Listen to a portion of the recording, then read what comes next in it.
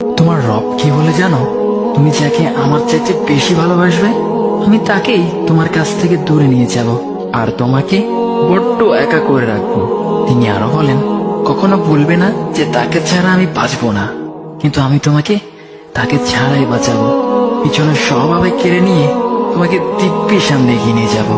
তুমি কি দেখো নি, ঋতুরাও যে 2 মাস পর পর বদলাতে থাকে, ছায়া দেয়া গাছের পাতাও তো শুকিয়ে যায়, আর যখন সবর হারিয়ে ফেলে তখন ঝরে পড়ে।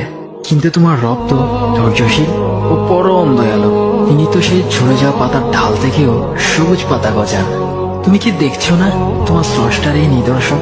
যে মানুষটাকে তুমি নিজের জীবনের চাইতেও বেশি ভালোবাসতে, সেই মানুষটাও একদিন অচেনা হয়ে যায়, তোমার মন ভেঙে যায়, এমনকি বন্ধু শত্রুতে পরিণত হয়, আর খানিক সময় পর শত্রু বন্ধুতে পরিণত হয়। যে মানুষটাকে তুমি নিজের জীবনের অংশ ভাবতে, সেই মানুষটাও প্রতারণা